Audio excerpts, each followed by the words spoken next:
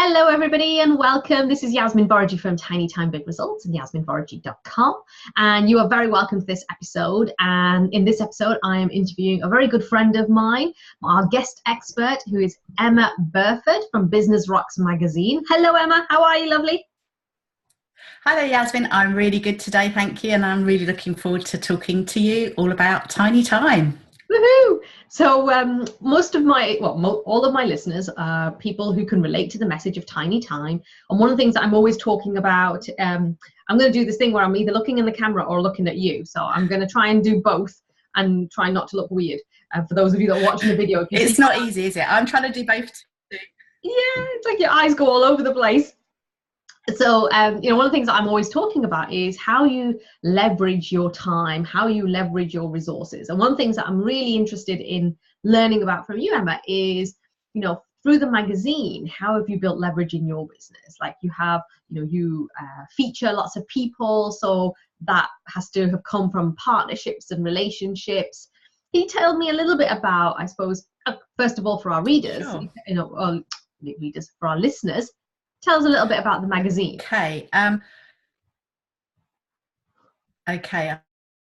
easing up a little bit, but hopefully you can hear me. So yeah, basically I started the magazine over 5 years ago now, setting it up, and it was a relatively new platform at the time. So I'd been working with my other website, which is for mums. So I'd already grown quite a large community on Twitter mainly and Facebook, and I was looking for another way of supporting women in business, which is what I love to do. So I decided to take on the challenge of creating the digital magazine, and I was able to draw on the original network that I had and actually get people that I already knew. It's all about making the relationship and getting to know people and networking online and offline. We know that it's not just online, but so I was able to tap into a really good source of businesswomen at the time who were able to share articles on business topics, and also their stories, which I know is something that people love hearing about. So, it's all very well working on our business, but sometimes you just want to escape and find out what other inspiring things people can share with with everybody. So so that's kind of how it started, and I grew different social media marketing channels, Twitter, Facebook are the main two, but I also do I tend to jump into things quite quick, so I like to have a go. So I was I got into Instagram quite early on, and tried some of the other things like Meerkat and Periscope and all of those, and Blab when it was around. And so just started using the social marketing to get more contacts and more contributors. And people contribute, you build that relationship. So that's kind of how it started. And has social media been a big part of your vehicle to getting that leverage? It has, really. I've always loved it. I've been a keen fan of Facebook since 2008/9. I was using that for my first business, so it kind of started from that. Really, Facebook was the biggest player. Even with all the restrictions and things going on in the press at the moment, and obviously having to spend some money and get our ads seen a lot more nowadays, so it's still very foremost front social media player for me. But the digital scene's somewhat different, but people do like to get themselves out there. And I think for many of us, particularly when you're limited on time, if you've actually written something already, it's good to repurpose it. So the good thing about the magazine is that it's not a website as such. Obviously we have a platform, we have a website, we have a home online, but the actual app is not Google rated, so any content that we put on there is not going to be penalised by Google. So people can have articles they've already written, or a lot of people actually write unique content for us, and then we can share that on the website as well. So it works both ways. But it's been a fantastic journey. Obviously I've built quite a community on the back end of it. I've now got an academy, free membership and paid services if people want to take it that bit further. But it's been something that I love doing, and I still love doing 5 years years down the line, you know, so it's been a great vehicle for becoming known really as a you know, a businesswoman who helps other women, you know, get their messages out, even men actually. Yeah. Going to be men down the line, can't always be women, but yeah. And I love that, because it's that whole concept of, you know, helping other people to achieve what they want, and in turn that then helps you to achieve your goals. And do you get people, you know, coming to you now, approaching you to be part of the magazine, or are you still doing a lot of the outreach work? Yeah, it's a bit of a mix. I get a lot of people signing up to be a contributor and then sending in articles, but they're not always quite right. So sometimes, unfortunately, we do have to kind of gently say, like, you know, this is too salesy. You know, the whole idea of the magazine is that that's a business tips and tricks type magazine, articles that people can take away and do something with. You know, it's not just, this is all about my kind of, you know, your stories are different because they're a Q&A interview. So basically people can tell people more about how they've progressed their journey. So that's somewhat different. But for the actual magazine, it's all about, you know, good tips and good information. And that's ultimately what people are going to be attracted by. You know, they're going to actually think, actually, this Yasmin's got some great ideas and I love this video and let's follow her. So it's all collaborative, really. I think, you know, at the end of the day, the more people that get involved, the bigger reach my magazine would have. But at the same time, it's being able to give back to people. And that's really what I love doing, irrespective of the money, actually. It's more about the connections. So, yeah. My video always does this. My webcam likes to play. But, yeah, so... keep on going forward. I've just actually with the magazine, we've just been taken over the end of last year by a new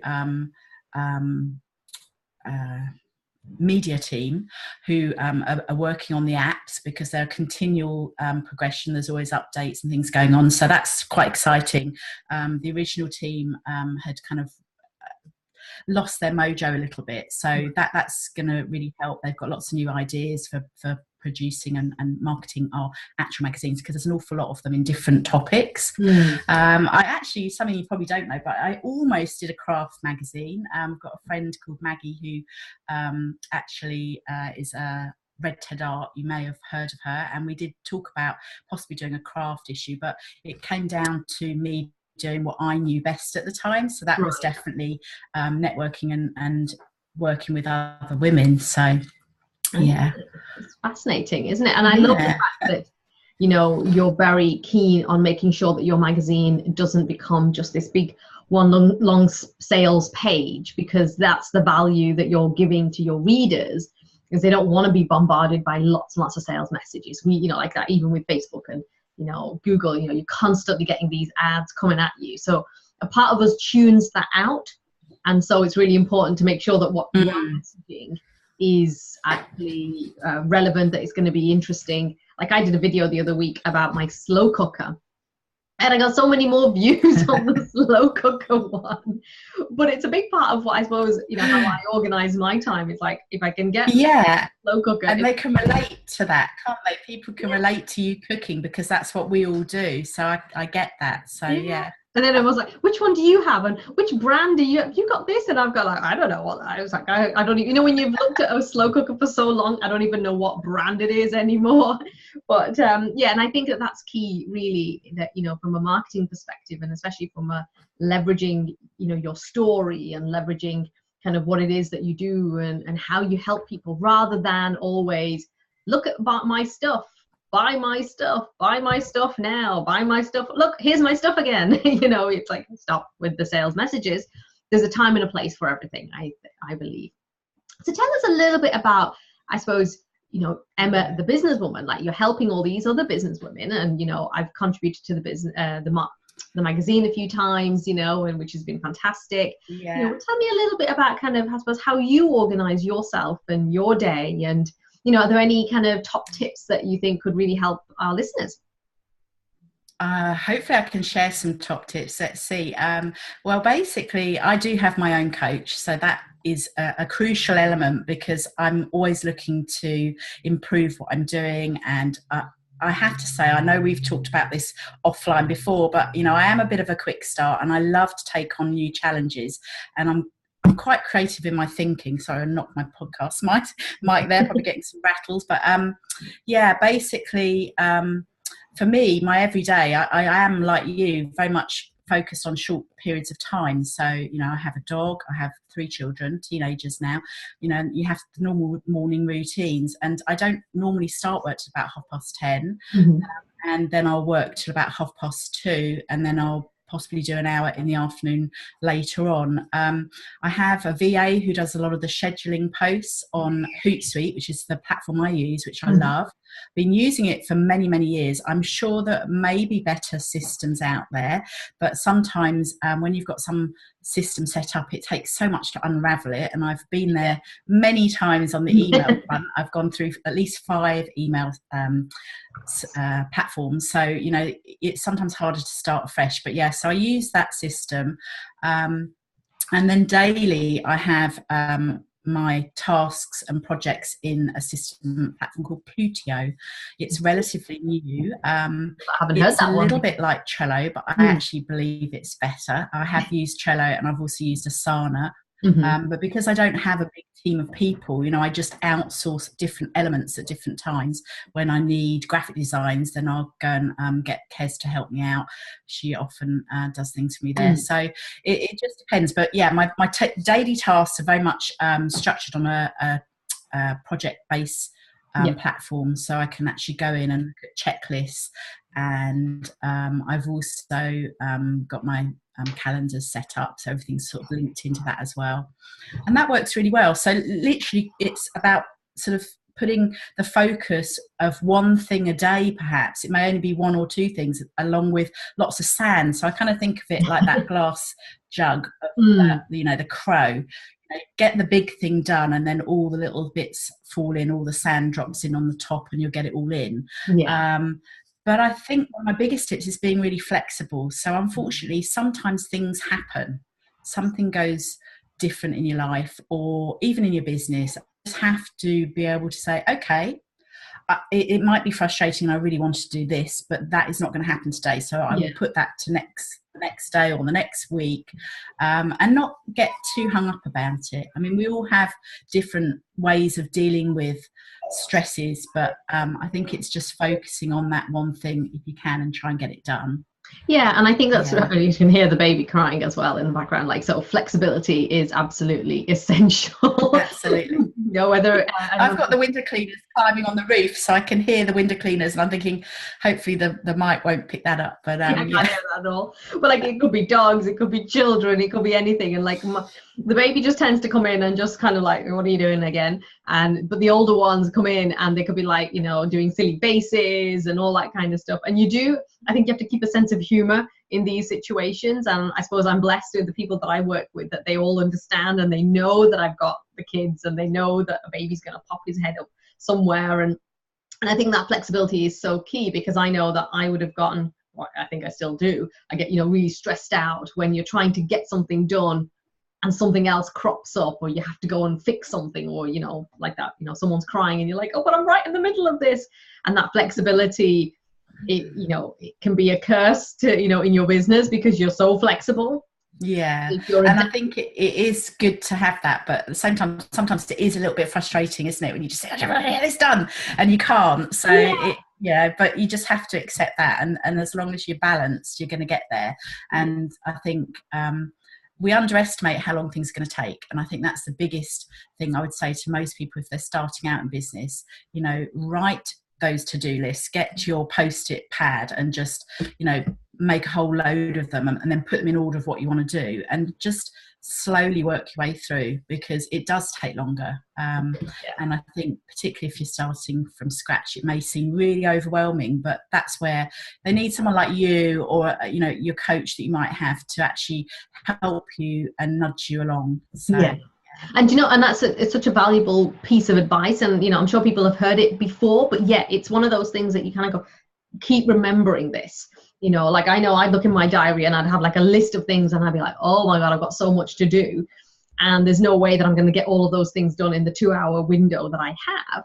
and say, okay, so what's the most important thing? What's the thing that's going to move the needle in your business? You know, I could sit there and going, I want to tweak the website, but that's not actually going to, you know, necessarily get you that client. You know, can you do something else that's, you know, maybe do a Facebook Live video that's going to help someone see that video and they think, oh, I need to work with her, or I need to, you know, get that magazine, or, you know, so it prompts them into thinking that they need to take an action. And I think that that's the key, is if you're clear on, you know, just know what you need to do, but then be mindful about how long it might take.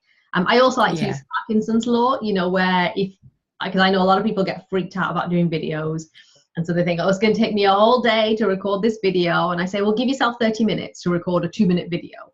And then you will get it done in that space of time. Whereas if you tell yourself that you're going to give yourself the whole day to get something done, chances are you're going to be like that student who's cramming at the last minute, like, oh, I've got to get this done now, panic. Yes. You know, and I think that's really important. And then the other element of that to-do list is, you know, just take it one step at a time.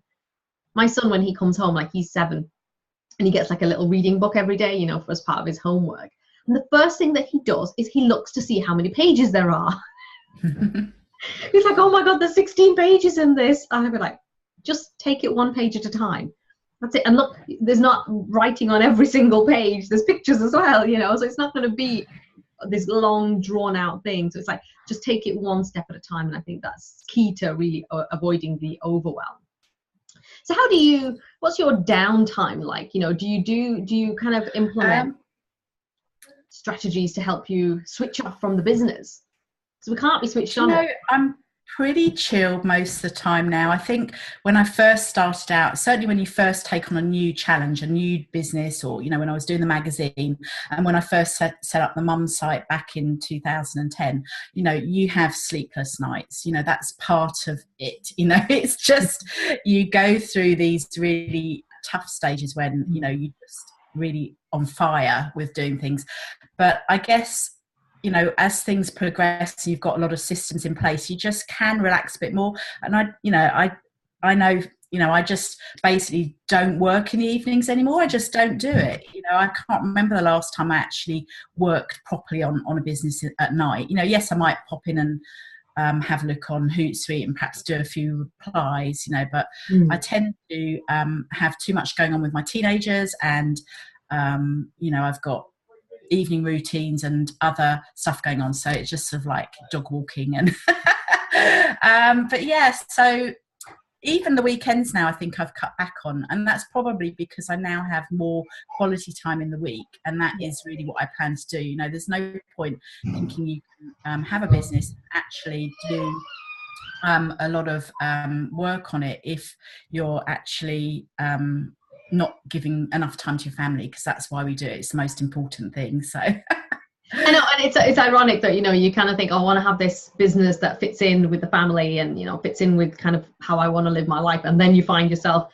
just constantly working, and then you're thinking, hold on a minute, that wasn't the plan, that was not part of the plan. You know, and so it is about stopping yourself and being mindful and saying, you know, and I think that it's clear when you, I suppose it's one of those things that you do when you set boundaries and you say, I'm not going to work in the evenings, I'm not going to work at the weekend, I'm going to try and get everything done in the time that I have. And then for a lot of people, it's, you know, what do you need to stop doing? You know, if you're going to have it, you know, if you're going to have 4 hours a day, you know, and you've got all of these things, like for me, it's how can you simplify your business to make it more simple, make it a lot more easy to run. And so you're not the headless chicken. And we all do it. You know, we all do it. We've all done it for sure. And it is, you know, I think it's being grounded, because at the end of the day, you're going to have irritable family members if you're going to be spending all your time doing your work, and, you know, it's not good. So but yeah, for me with the magazine, because it's a continual monthly option, you know, like there's a bit of a kind of process that's just repeatable all the time. So now I have periods where I know I have 2 weeks a month where I can do things like this, I can work on new things, and I plan quite far ahead and I know what I'm doing. And I also tend to work around term time. So yes, I will be working through the summer holidays. My guys are much older now, so they don't really need me, although they still want lunch, and, you know, but They always want feeding. Yeah, there's always something. But ultimately, you know, I want to be able to spend the family time in the summer and do things and not be feeling totally tied to it. So I know I have like maybe a week every month where I have to be focused, and touching back on you saying how do people contribute, but you know, I have a lot of people like yourself and other ladies who are always emailing me saying, could I put this in, and could, you know, and that's great because I know that the content they put together is really good quality and I can rely on those. And then there's new things come in, new contacts, new people you meet, you know, could be somebody on Instagram's found you, so yeah, it kind of fits together and it works quite well for me at the moment. So yeah. And I think that's key, really, isn't it? You're designing the business the way you want it to be. You're running it the way you want it to be. None of this, you know, you've got to hustle 24/7 and you've got to keep, you know, nose to the grindstone and all of those things. And it's like, I can't do that. I physically cannot do that because I have children hanging off me. And like that, my kids obviously a lot younger than yours are. Yeah. But there's like a time and a season for everything. Like when they're older, like my daughter starts school in September, you know, so then there'll be a bigger chunk of time. And it's like, but I don't want to rush through stages of life when, you know, then you look back and you think, oh, I missed out because I was too busy working. And I think that's really important for me is, you know, yes, I might not be able to do all the things that I want to do, and that's where the simplification comes in, but you're always making that choice. I think it's always a conscious choice that you're making, and I think that if you're comfortable with that and you're happy with that, then, you know, you'll always feel at peace because you are making that conscious choice. It's not feeling like something's been put on you. No, that's right. And it is a conscious choice because ultimately for most of us in the Western world, you know, we have a very good life and we don't need as much as we think we do. I mean, my husband's particularly unmaterialistic, so he's like, but we don't need this, we don't need, you know, we've always got food in the cupboard and, you know, we're not struggling as such. So it's, you know, it does come down to what's important for you in your stage of life or where you're at. You know, some people obviously do need more money and that becomes more important.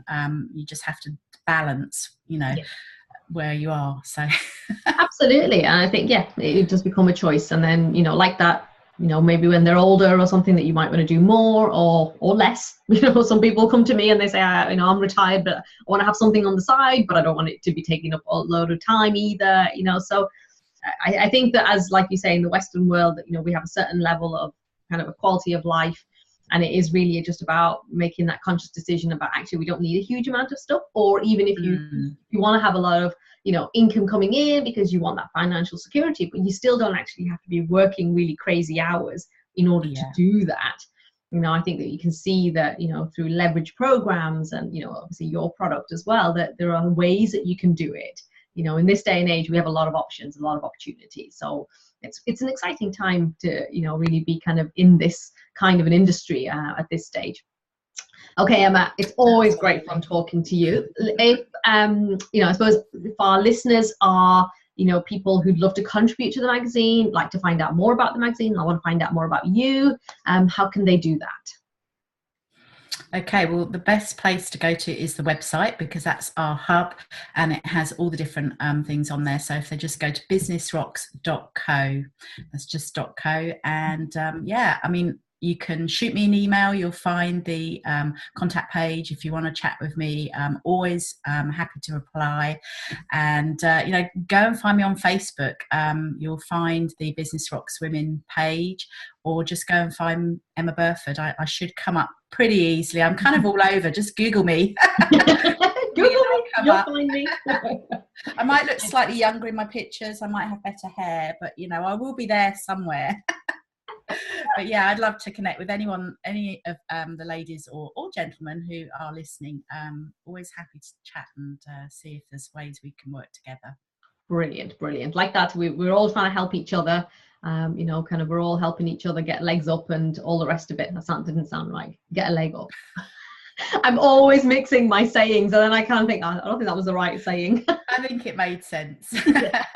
But I suppose that's it, you know, I mean, like this podcast, I love talking to people and just seeing what is it that you do that helps you in your business, and, you know, how could we learn from you, and, you know, sharing that knowledge means that we all get to do what we want to do. And, you know, I think in this day and age as well, it's all about sharing and about collaborating, and, you know, so if we can all help each other, then that's fantastic. I Pleasure agree. talking to you, Emma, as And you always. likewise, Yasmin. Lovely to chat with you too. And I look forward to listening to this, and I will be sharing it as well. So thank you, Yasmin. Thank you, Emma. All right, everybody, let us know what you think. What did you think of Emma's tips? What do you think of the way that Emma works? And how do you work in your business? You want to share? You can pop your comments, questions, thoughts in the comments below. If you're watching this on YouTube or are listening to it as a podcast, come over to yasminvorgy.com and you'll find the comment section there, or come and talk to us on Facebook. We'd love to hear from you. I hope you've enjoyed this episode today, and I look forward to seeing you the next time.